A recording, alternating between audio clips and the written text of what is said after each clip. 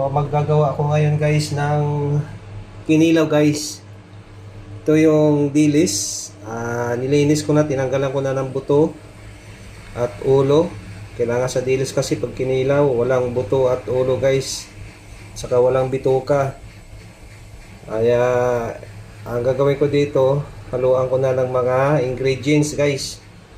So ito yung dilis, pinigaan ko na ng suka 3 beses. Huwag yung pigaan sa tubig ha. Tip ko sa inyo guys, pag nagkilaw kayo, huwag nyo hugasan ng tubig. Kailangan suka lang, pigaan nyo na 3 beses, okay? So ito yung panghalo sa kinilaw. Kamatis, sibuyas na dahon, saka sibuyas na buo, luya at saka sili, hinalo ko na dito. Tapos kailangan may pipino. Yan guys. So ngayon ilagay ko yung dilis dito sa lagay ko na dito sa mangkok. Lagay na natin sa mangkok guys. Ayan. Haluan na natin ng kamatis at itong sibuyas na dahon. Halo lang natin lahat, tapos mamaya halu-haluin na natin. Tapos itong sibuyas, yan, sibuyas, sabay na itong sili saka luya.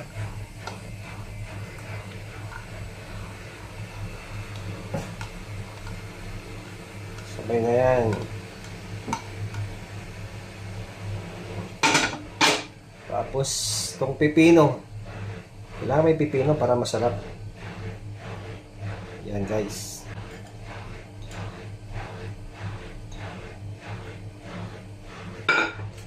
Tapos bigyan natin ng lemon. Bigyan natin lang lemon. Uy, ang tigas pala ng lemon na to. Wala na yata naman to ah.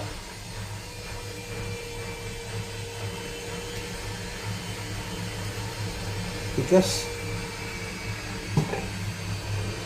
Parang itong lemon na to pag matagalan. Depende sa inyo guys kung lemon ang ilagay nyo o suka. Ito kasi pinigaan ko na ng suka kaya lemon ang ilagay ko. Tigas ng lemon, ano ba to? Galing Pakistan yata itong lemon na to ah. Wala na lumalabas. Ay naku, walang lumalabas oh, tigas oh.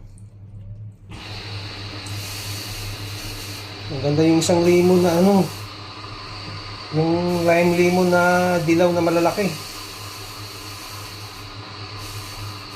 Pangit pala itong lemon na to. Kailangan salain natin para yung buto hindi mahalo. Mahirap pagkahalo yung buto, makain mo pait. Ayan, ngayon lagyan natin ng paminta.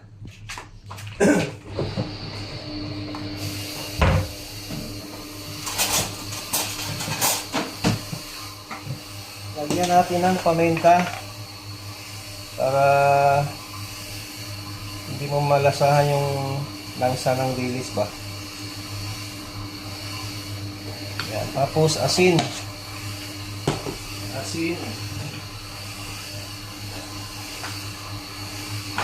Kasi may nag-request na magkikilaw daw si Nieves eh. Naglilihi yata si Naglilihi yata si Nieves. Sabi niya, kuya, magkilaw ka kuya ng dilis. Lagyan natin ng asin. Huwag nang marami, baka umalat.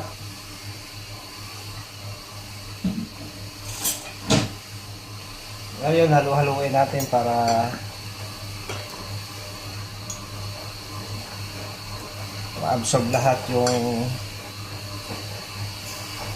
mga ingredients na nilagay natin.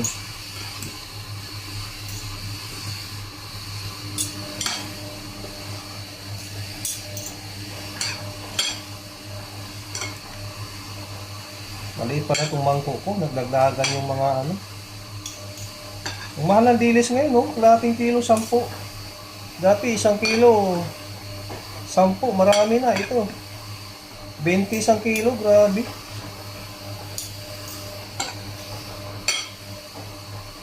Eh, namiss ko magkilaw eh. Tsaka yung kasama ko sa bahay, si Nieves eh, nag-request eh. Sabi niya, kuya, magkilaw ka.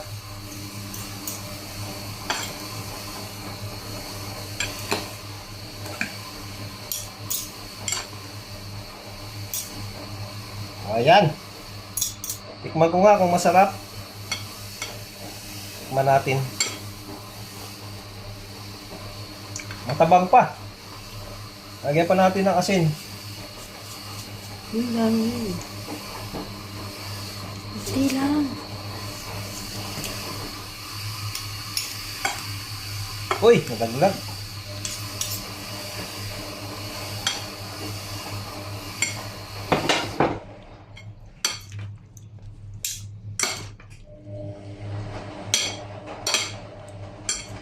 Ayan guys, maraming salamat sa iyong panonood. Meron na akong pang-premier sa next week. Ayan, masarap to sa kanin, bagong kanin, at pwede rito pampulutan. Ayan, maraming salamat.